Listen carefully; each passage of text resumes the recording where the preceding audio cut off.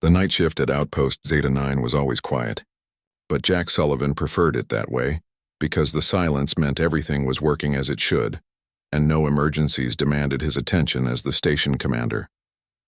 He sat in his chair overlooking the sensor arrays, while his small crew of 15 specialists monitored the endless streams of data flowing in from deep space, searching for patterns that might indicate intelligent life or unusual phenomena worth investigating further. Kate Morrison had been working communications for 3 years now, and she knew the difference between random noise and something that deserved a second look. So when she suddenly went still and her face turned pale, Jack immediately walked over to her station to see what had caught her attention. The signal on her screen was clearly artificial because it repeated in mathematical patterns that nature could never produce randomly, and Kate was already running it through the translation software that humanity had developed for potential first contact scenarios. Jack watched the data scroll across multiple monitors while his heart began beating faster, because this was the moment every deep space operator dreamed about and feared in equal measure. The moment when humanity would learn they were not alone in the universe. The translation software worked for several minutes before producing results that made Kate gasp and turn to look at Jack, with wide, frightened eyes that told him this was not going to be a friendly greeting from curious neighbors. The message was a distress call from a species calling themselves the Valen Concordat, and they were dying because an enemy they called the Ravagers had already destroyed 3 of their colony worlds and would reach their homeworld in less than 4 weeks. Kate played the audio portion of the message, and Jack heard sounds that reminded him of singing mixed with wind chimes, a beautiful language that conveyed desperation and terror despite coming from an alien throat. The Velen explained they had no military forces because their evolution on a peaceful world had never required them to develop weapons or strategies for organized violence, and now they faced extinction at the hands of creatures who showed no mercy and took no prisoners. Jack called an emergency meeting with his senior staff because this decision was too important to make alone, even though he already knew in his heart what needed to be done. Alan Cross arrived first because the chief engineer had been working late in the maintenance bay, followed quickly by Nina Vasquez from the science section, and Greg Hunt, who commanded their small security detail. They gathered around the conference table while Kate played the distress call again, and Jack watched their faces change as they realized the implications of what they were hearing from 47 light years away. Alan spoke first and reminded everyone that humanity had once faced extinction during the resource wars when nations fought over dwindling supplies of water and fertile land, and millions had died before common sense finally prevailed and forced cooperation instead of competition. He argued that any species capable of reaching out across the stars for help deserved that help, especially when the alternative was watching them die while humanity did nothing. Nina raised concerns about interfering in conflicts they did not fully understand, because the message only gave one side of the story, and they had no way to verify whether the Velen were truly innocent victims or if this war had more complicated origins than a simple invasion.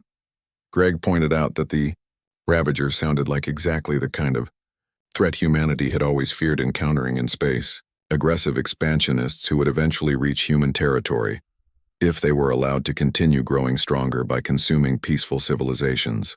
Jack listened to all the arguments and then made his decision because that was what commanders did when time was running out and lives hung in the balance.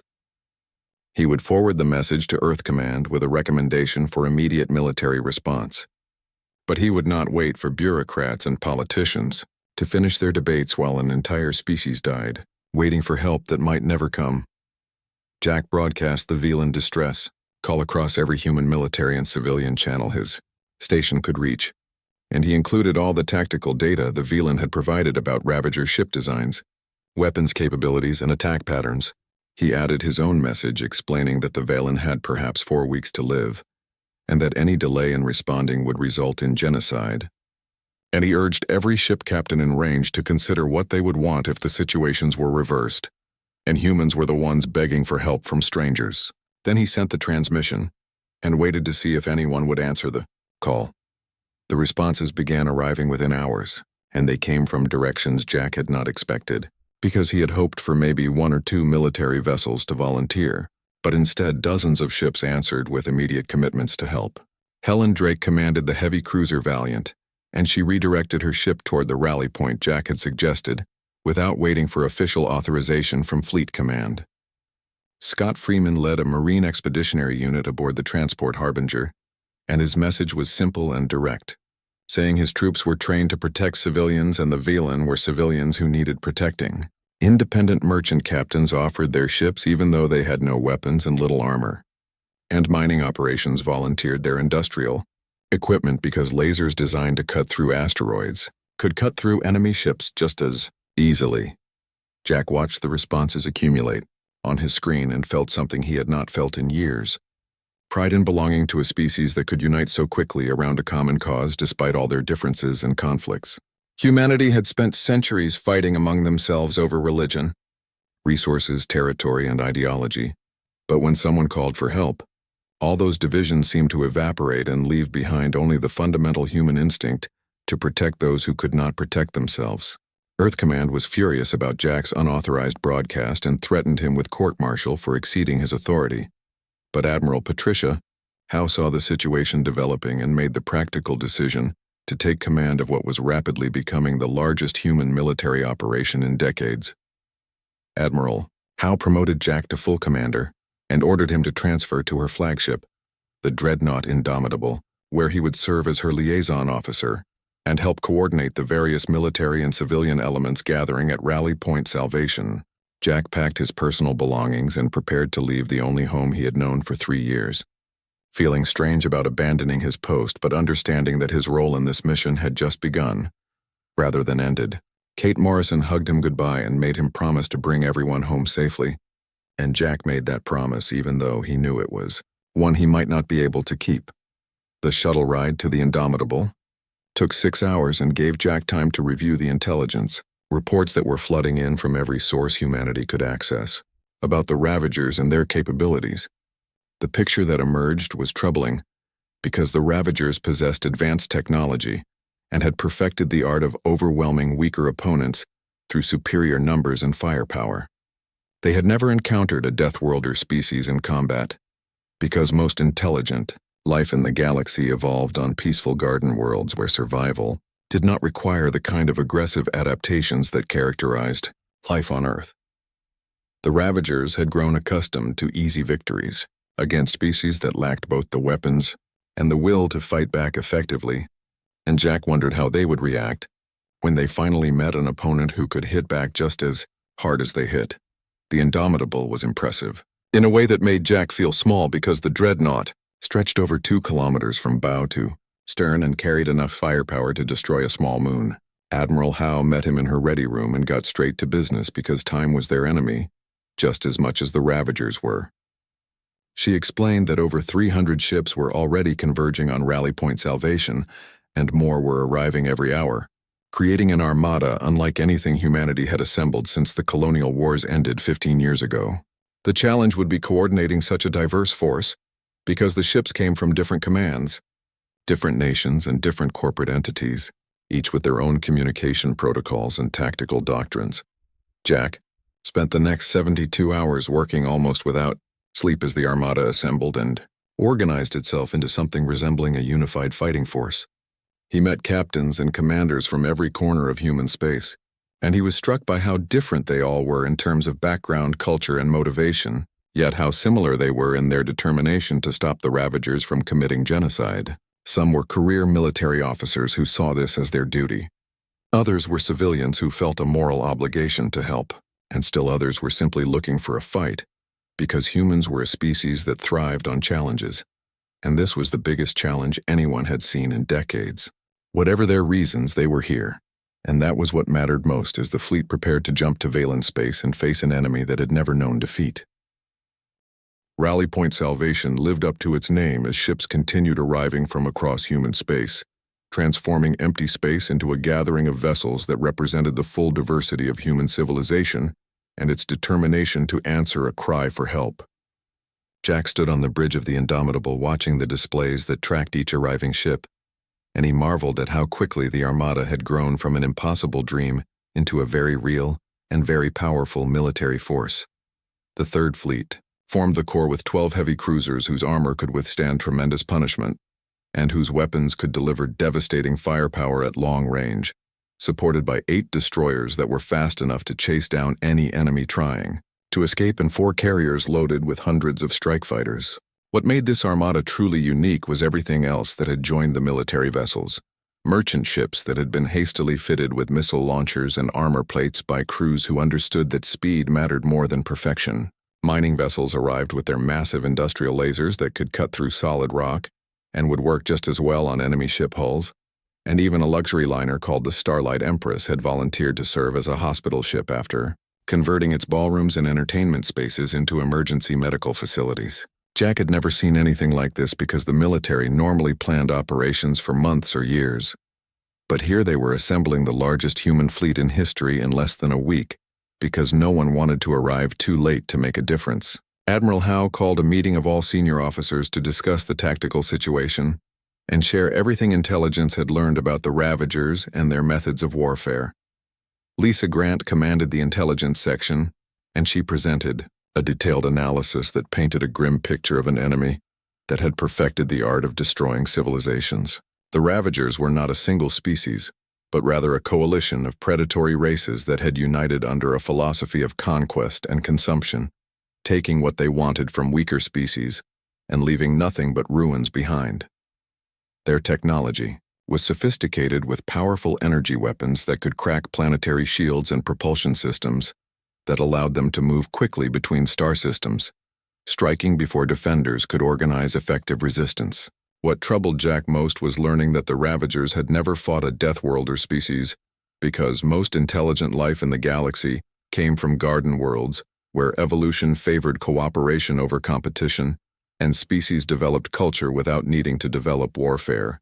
The Velan were typical of these species, with bodies that were tall and graceful, but also fragile by human standards, requiring careful handling because even minor injuries could be life-threatening due to their delicate bone structure and low pain tolerance. They had created a beautiful civilization based on art, philosophy, and scientific exploration, but they had no weapons, no military tradition, and no understanding of how to fight against an enemy that wanted them dead.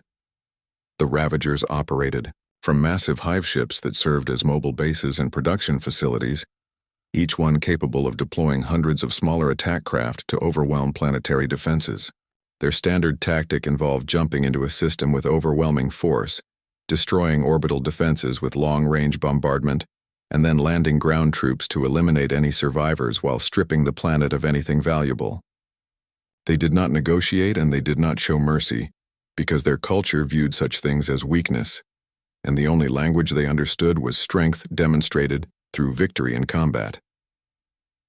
As the briefing concluded, a Velan scout ship emerged from hyperspace at the edge of the rally point, its hull showing signs of damage from weapons fire and emergency repairs that had barely kept it functional during the desperate journey to find help.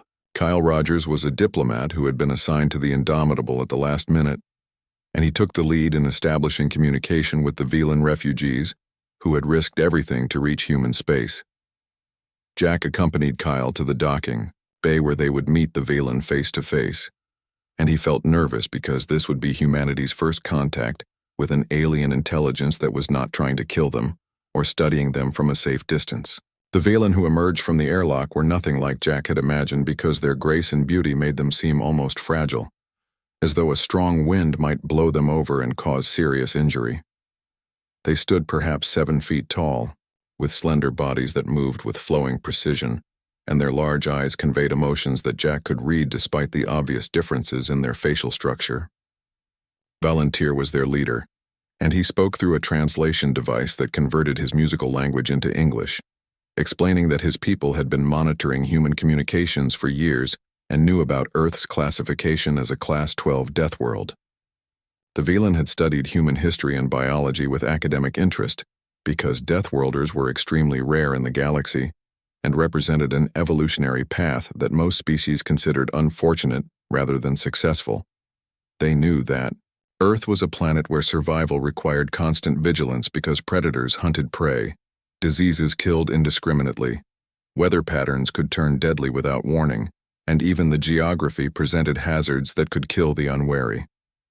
Life on Earth had spent billions of years in an arms race where only the strongest, fastest, and smartest survived to reproduce, and this had created a species with capabilities that seemed almost superhuman by galactic standards. Valen Tyr explained that the Valen had hoped humanity might be able to help them, because a species that had survived such a brutal homeworld and then managed to spread across multiple star systems clearly possessed both the capability and the determination to fight against overwhelming odds. He showed Jack recordings from Valen colony worlds that had fallen to the Ravagers, and the footage was difficult to watch because it showed systematic extermination of civilians who had done nothing to deserve such treatment.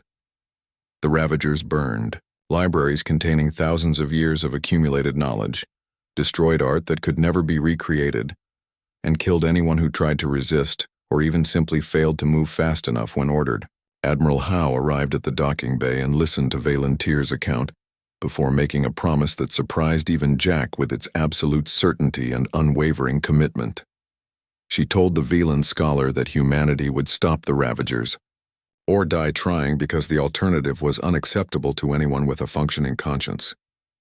Helen Drake joined the conversation via holographic link from the Valiant, and she added that humans understood genocide because they had committed it against themselves multiple times in their history and knew exactly how evil it was when one group decided another group did not deserve to exist.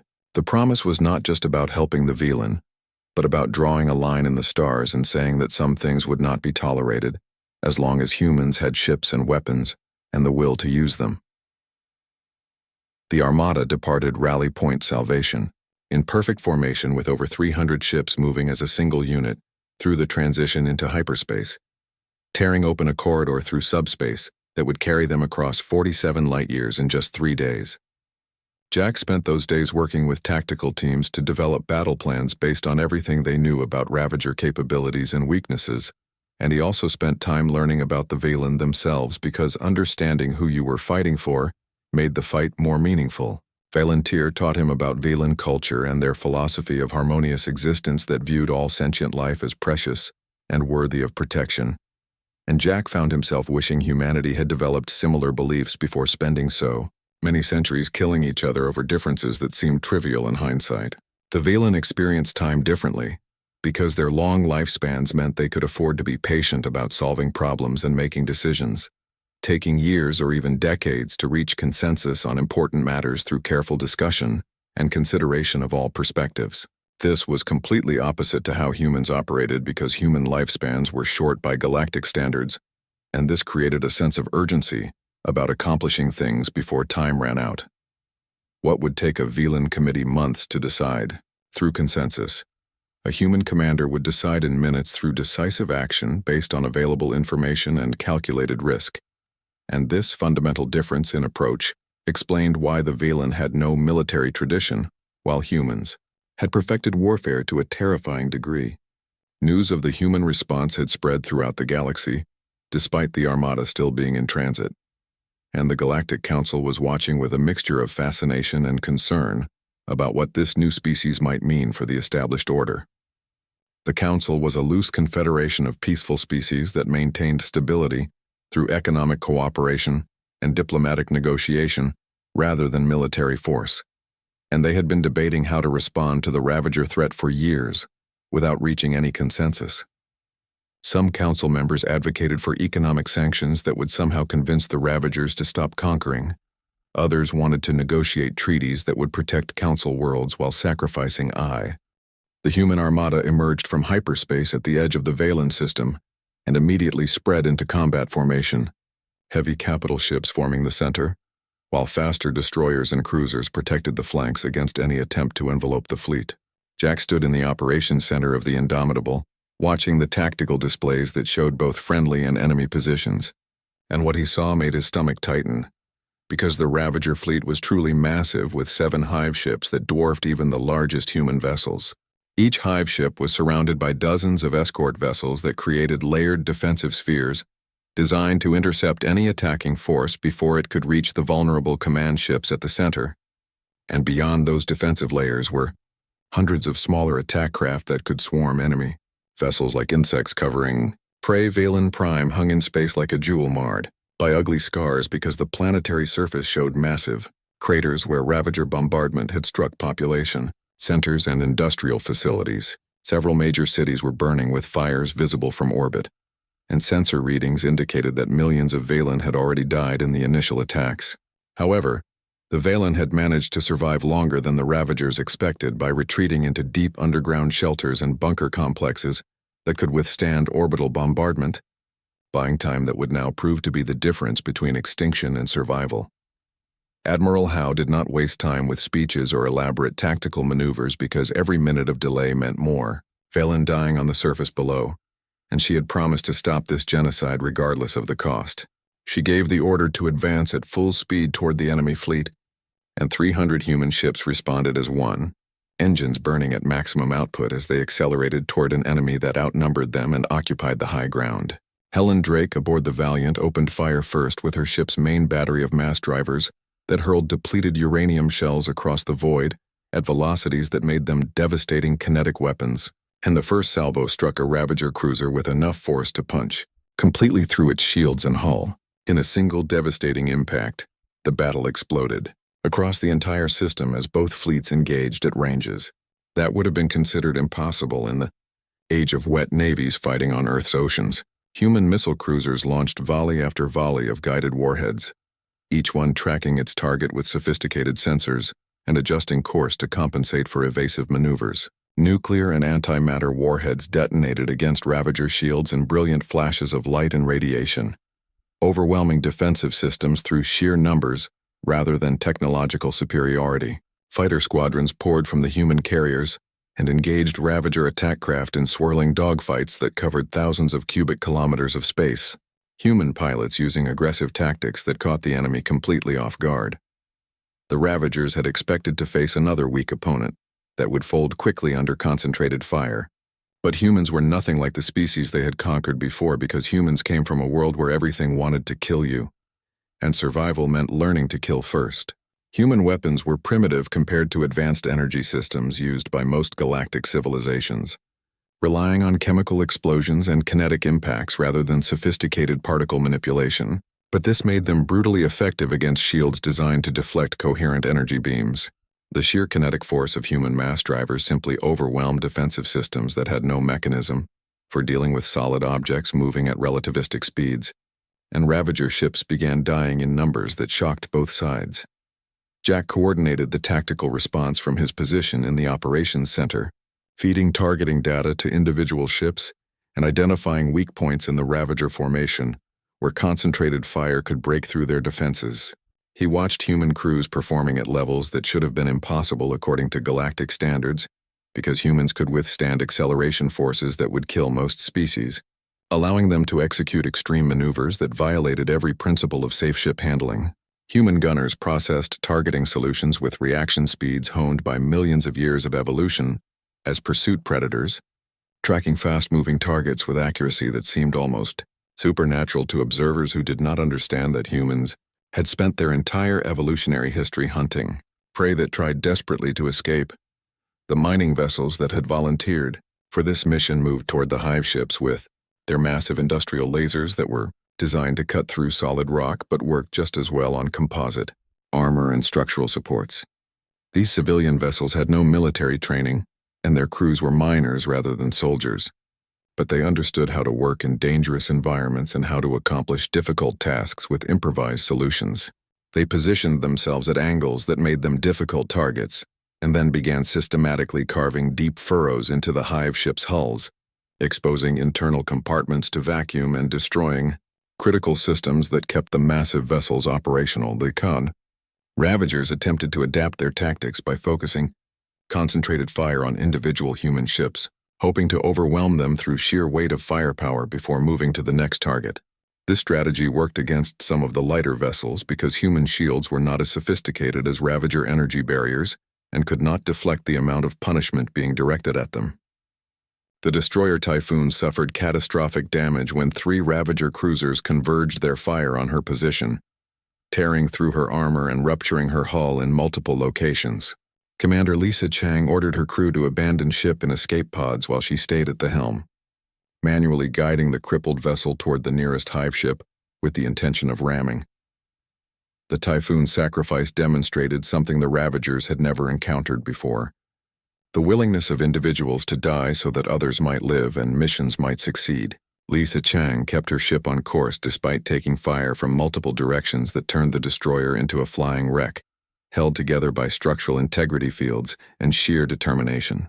She survived long enough to impact the hive ship at tremendous velocity, and her reactor detonated inside the massive vessel's hull, the explosion tearing through deck after deck until the hive ship broke apart in a cascading failure that sent debris scattering across thousands of kilometers.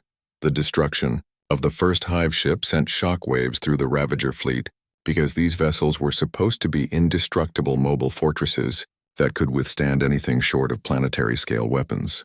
The loss of one hive ship and its thousands of crew members made the Ravagers realize they were not fighting weak prey, but rather dangerous predators who would accept heavy losses to achieve their objectives. The Ravager commander attempted to reorganize his forces into a tighter defensive formation around the remaining hive ships. But this concentration made them vulnerable to the massed firepower of human capital ships that could deliver devastating broadsides at medium range. Admiral Howe recognized the moment when the battle's momentum shifted in favor of the human armada, and she immediately ordered a bold maneuver that would either win the battle decisively or result in catastrophic losses. She commanded the fleet to execute a concentrated thrust directly toward Valen Prime, accepting heavy casualties to break through the Ravager defensive positions and reach low orbit where human ships could position themselves between the enemy and the planet. The carrier Relentless and 2 heavy cruisers were lost during this charge because they absorbed fire meant for other vessels. But the maneuver succeeded in placing the Indomitable and a dozen escorts in position to protect the planet from further bombardment. From low orbit, the human ships unleashed everything they had in a display of firepower that would have impressed even the most hardened military observers. Point defense systems intercepted incoming fire, while heavy weapons pummeled the hive ships at ranges so close that missing was almost impossible. The mining vessels deployed their remaining explosives directly into exposed sections of hive ship hulls. And these improvised weapons proved devastatingly effective because they detonated inside the vessels where armor could not protect against the blast. One by one, the remaining hive ships began to fail as critical systems were destroyed and structural damage accumulated beyond the point where emergency repairs could maintain functionality. The final hive ship attempted to flee when its commander realized the battle was lost and survival required immediate retreat to hyperspace. Helen Drake refused to let the enemy escape, because allowing even one hive ship to survive meant it could return later with reinforcements and begin the cycle of conquest all over again. She pursued with the Valiant and what remained of her squadron, pushing her damaged ship beyond safe operational limits in a desperate chase that lasted 30 minutes while the hive ship's crew frantically worked to reach minimum safe distance for hyperspace transition, Drake. Close to weapons range and gave the Ravagers one chance to surrender, broadcasting her offer on all frequencies despite knowing they would probably reject it because their culture viewed surrender as unacceptable weakness. The Ravage. The immediate aftermath of the battle transformed the human armada from a fighting force into a humanitarian relief operation as medical ships descended to Valen Prime to treat wounded civilians and assist overwhelmed medical facilities that had never been designed to handle casualties on this scale. Human engineers worked alongside Valen technicians to restore power grids and water systems that had been damaged or destroyed by orbital bombardment, and supply ships began ferrying food, medicine, and temporary shelter materials to the surface. Jack Sullivan transferred to the planet aboard a shuttle because Admiral Howe needed someone on the ground coordinating relief efforts, and he accepted the assignment despite wanting nothing more than to rest after days of continuous combat operations. Walking through the ruins of the Valen capital city was a sobering experience that reminded Jack why they had fought so hard and lost so many ships in the battle. Entire districts had been reduced to rubble by bombardment that had targeted population centers rather than military installations, and the death toll among Valen civilians was estimated at hundreds of thousands, with many more injured or missing. The Valen moved through the devastation with grace that seemed impossible under such circumstances, organizing shelter camps for displaced populations and coordinating with human relief workers, despite their own grief and trauma. Jack was struck by their resilience because he had expected them to be helpless victims. but instead they demonstrated remarkable strength in the face of tragedy. Over the following days, a fascinating cultural exchange developed between humans and Valen, as the two species learned about each other through close cooperation rather than distant observation. The Valen watched human Marines patrol the streets with weapons always ready and eyes constantly scanning for threats, and they found this vigilance both reassuring and disturbing, because it reminded them how different humans were from themselves. Valen evolution had occurred on a world where cooperation was the primary survival strategy, and violence was rare, while human evolution had occurred on a planet where constant vigilance meant the difference between life and death.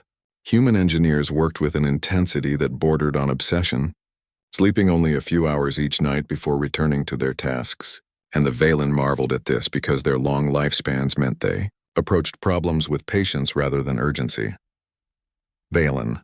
Tyr explained to Jack that the Valen experienced time very differently than humans, because their lifespans measured in centuries rather than decades meant they could afford to deliberate carefully before making decisions. What humans accomplished through decisive action in days might take Valen teams weeks to complete through consensus and discussion, and neither approach was wrong but simply reflected different evolutionary pressures and cultural values. Jack found himself appreciating the Valen perspective even as he recognized that his species' urgency had probably saved them, because waiting for perfect consensus might have resulted in arriving too late to matter. The reverse cultural exchange was equally profound, as humans discovered Valen art and music that expressed emotions and concepts in ways human culture had never achieved. Valen philosophy offered insights into consciousness and existence that challenged human assumptions about the nature of reality and the purpose of sentient life. Claire Bennett was a Marine sergeant who had fought in the battle and killed enemy soldiers without hesitation, but she found unexpected peace in Valen meditation practices that taught mindfulness and acceptance, rather than the constant forward momentum that characterized human psychology. She began attending sessions during her off-duty hours and encouraged other Marines to join her, creating a small but growing group of humans who were learning to see the universe through Valen eyes. News of the Battle of Valen Prime spread rapidly throughout the galaxy as other species learned that the humans had not only responded to the Valen distress call but had achieved complete victory against an enemy that had seemed unstoppable. The Galactic Council watched humanity's actions with mixed emotions because this new species had accomplished in weeks what the Council had failed to accomplish through years of debate and diplomatic maneuvering. Ambassador Thel Varan led a Council delegation that arrived at Valen Prime 2 weeks after the battle, and his mission was to both thank humanity for their intervention and express concerns about the precedent such military action might set for future conflicts. Admiral Howe met with the Council delegation aboard the Indomitable, and the conversation was tense from the beginning because both sides held fundamentally different views about how civilized species should behave. Ambassador Varan explained that the Council had been aware of the Ravager threat for several years, but had been unable to reach consensus on how to respond, with some members advocating economic sanctions, others preferring diplomatic negotiations, and still others suggesting that threatened populations should simply be relocated to safer territory. Howe listened to this explanation with growing anger before delivering a response that would be quoted throughout the galaxy for years to come.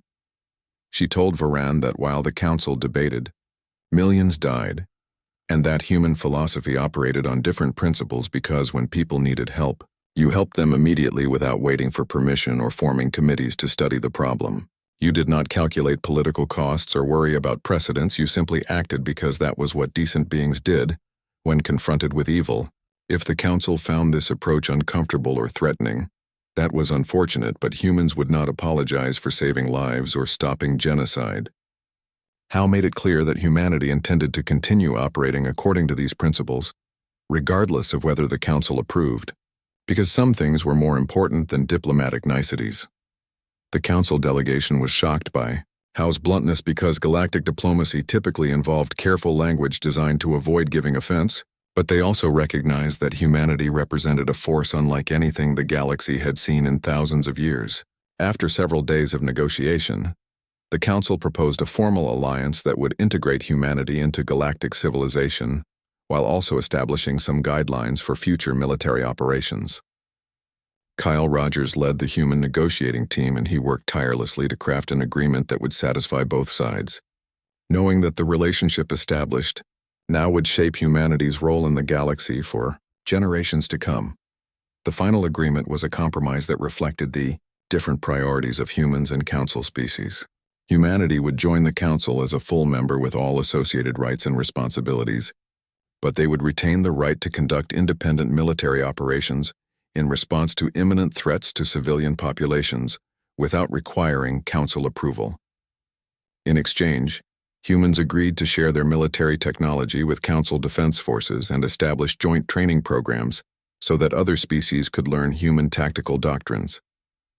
The council granted humanity a permanent seat on the Security Directorate, recognizing that Deathworlder perspectives might be valuable when dealing with future threats. As relief efforts on Velan Prime continued and the battered human fleet began repairs, the Velan organized a ceremony of gratitude that would be remembered as one of the most moving moments in galactic history. Millions of Velan gathered in the reconstructed central plaza of their capital city, a space that had been completely destroyed during the bombardment but had been rebuilt through combined human and Velan efforts. Volunteer stood before the assembled crowd and spoke on behalf of his entire species, thanking humanity for their sacrifice and promising that the Velan would never forget what had been done for them. The ceremony was broadcast throughout human space, where billions watched and many were moved to tears by the Velan expressions of gratitude and their determination to rebuild despite overwhelming losses. The Velan presented gifts to human commanders and crews, including artworks that represented thousands of hours of labor, musical compositions that had been created specifically to honor the fallen, and seeds from their most sacred trees that would be planted on Earth as living memorials. These gifts were not valuable in economic terms, but represented something far more precious, because they came from a species that had very little left to give after losing so much. Jack received a personal gift from Volunteer in the form of a crystalline sculpture that represented the Velan concept of eternal friendship, a bond that could not be broken by time or distance or circumstance. Valen explained that the sculpture was made from materials found only on Velan Prime and crafted using techniques that had been passed down through generations of artisans, and that it was one of the most precious gifts a Velan could give to another being.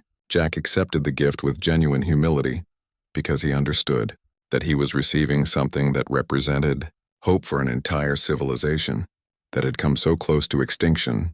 As the human Armada prepared to depart Velan space and return to their normal duties, Jack stood on the observation deck of the Indomitable and watched the planet recede in the distance.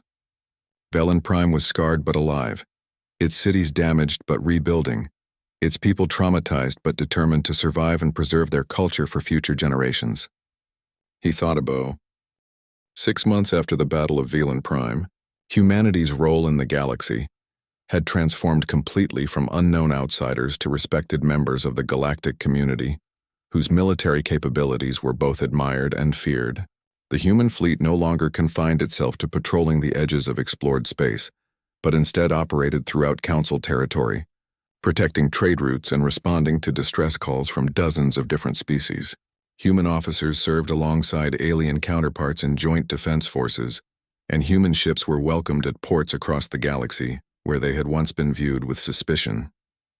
Jack Sullivan had been promoted to captain, and now commanded the assault carrier Defiant, a new vessel designed specifically for rapid response to emerging threats. His crew included not only humans but also volunteers from several council species, including 3 Velan who had specifically requested assignment to his ship because they wanted to serve alongside the people who had saved their civilization. The integration had not been without challenges because different species had different needs in terms of environmental conditions, dietary requirements, and work schedules, but Jack found that diversity made his crew stronger by bringing multiple perspectives to problem-solving. The Velan crew members brought patience and careful analysis that balanced human urgency, while human crew members brought decisive action that balanced Velan deliberation. The Battle of Velan Prime had become legendary throughout the galaxy, with songs being sung about the Deathworlder Armada that had appeared from nowhere to save a dying civilization from extinction. The story had inspired other species to re-examine their assumptions about military force and the responsibility to protect vulnerable populations. and several council species had begun developing their own defense forces, modeled on human organizational principles. However, not everyone was pleased with humanity's growing influence because some species worried that humans might eventually use their military superiority to dominate rather than protect, and these concerns were not entirely unreasonable given human history. The fragile peace was shattered when long-range sensors detected a massive Ravager fleet massing at the edge of Council space, far larger than any force the Ravagers had previously assembled and clearly intended for a full-scale invasion, rather than isolated raids. Intelligence reports indicated this fleet was 3 times the size of the one defeated at Velen Prime, and included several superhive ships of a class that had never been seen before, vessels so large they could carry entire armies and maintain them in the field for years. The Ravagers were preparing to strike at the heart of Council civilization, and their target appeared to be multiple core worlds simultaneously. Admiral Howe convened an emergency meeting of the Security Directorate, where representatives from every Council species gathered to discuss the threat and formulate a response. The situation was dire because even with human reinforcements, the combined Council fleet would be outnumbered nearly 2 to 1 by an enemy that had studied human tactics and developed countermeasures.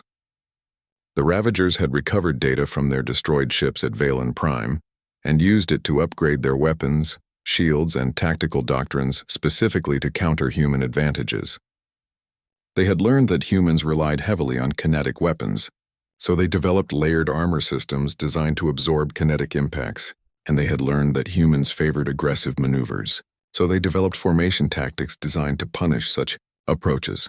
Many Council species were terrified by the intelligence reports and advocated for defensive strategies that involved evacuating border worlds and withdrawing to protected inner systems, where fortified defenses might hold against the invasion. Some even suggested negotiating with the Ravagers to see if tribute or territorial concessions might satisfy their appetite for conquest, despite the fact that previous attempts at negotiation had always ended with the Ravagers simply taking what they wanted and killing anyone who tried to resist.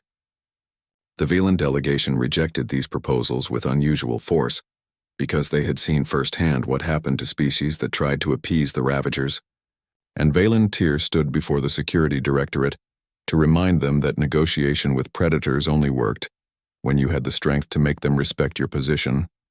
Admiral Howe proposed a bold strategy that was typical of human military thinking and completely contrary to how Council species normally approached warfare. Rather than waiting for the Ravagers to attack at a time and place of their choosing, the combined fleet would strike first by hitting the Ravager staging area before their invasion force could launch. Human intelligence had located a massive orbital complex in an uninhabited system where the Ravagers were gathering their forces and stockpiling supplies, and destroying that complex would cripple the invasion before it began. The plan was risky and aggressive, requiring the fleet to penetrate deep into territory the Ravagers considered their own. But Howe argued convincingly that defense alone would not save them and that the only way to truly stop the Ravagers was to take the fight to them. The proposal made many Council species uncomfortable because it represented exactly the kind of preemptive military action that the Council had historically avoided. But they recognized that Admiral Howe was right, and that waiting to be attacked would only result in fighting the battle on terms favorable to the enemy. Over the next month, the largest military fleet in galactic history assembled as species that had never cooperated on military matters before now worked together to create a unified fighting force. The human contribution included 5 full battle groups, centered around dreadnoughts and supported by dozens of cruisers, carriers, and support vessels, while Council species contributed their own unique capabilities. The Asari brought elegant battle cruisers with advanced energy weapons that could strike with surgical precision. The Kronak contributed heavily armored defense platforms that could absorb tremendous punishment while protecting more vulnerable vessels. The Feline provided swift interceptors capable of outmaneuvering any enemy fighter, and the Trell offered massive troop transports equipped with armies trained in ground combat.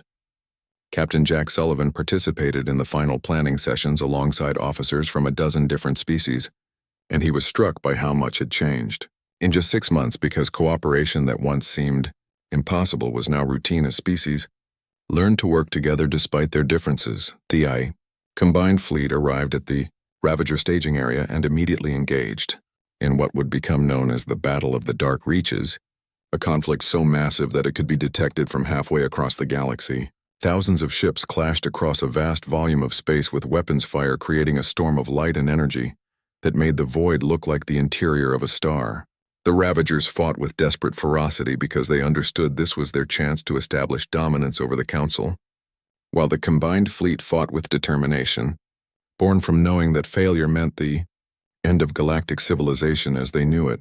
Human battle groups formed the spearhead of the assault with their heavily armored vessels absorbing punishment that would have destroyed most Council ships, creating gaps in the Ravager formation that other species could exploit. Jack's carrier Defiant launched wave after wave of fighters piloted by crews who had trained extensively against simulated Ravager defenses. And these fighters took heavy casualties but succeeded in their mission of disrupting enemy formations and destroying key command vessels. Behind the human vanguard, Council forces demonstrated their own capabilities as Asari cruisers unleashed precise energy barrages that disabled Ravager systems without destroying entire ships. Kronak platforms deployed to protect damaged vessels while repair teams worked, and feline interceptors hunted down enemy strike craft with unmatched speed. The turning point came when the Superhive ships advanced to reinforce failing Ravager lines, and Admiral Howe ordered an all-out assault on the nearest one by concentrating fire from her entire battle group on a single target. The massive vessel's shields collapsed under bombardment from human mass drivers, Asari energy weapons and Kronak plasma cannons working in concert, and follow-up strikes tore the ship apart in a spectacular explosion that sent debris scattering across thousands of kilometers. Seeing their most powerful vessel destroyed, the Ravager fleet began to break as some ships attempted to flee while others fought on until they were destroyed. The battle lasted 12 hours before ending in complete victory for the combined fleet, though the cost had been severe with hundreds of ships destroyed and tens of thousands of casualties across all species involved. The Ravager staging area lay in ruins and their invasion fleet had been shattered, pushing the threat back to their home territories where it would remain for the foreseeable future. More importantly, the Council species had learned that peace required both the ability and the willingness to defend it, and that sometimes the only way to prevent war was to demonstrate the capacity to wage it effectively. At a grand ceremony on the Council homeworld, Fleet Admiral Howe and Captain Jack Sullivan stood alongside Valentir and commanders from every species that had participated in the battle. Together they unveiled a monument commemorating the Battle of V.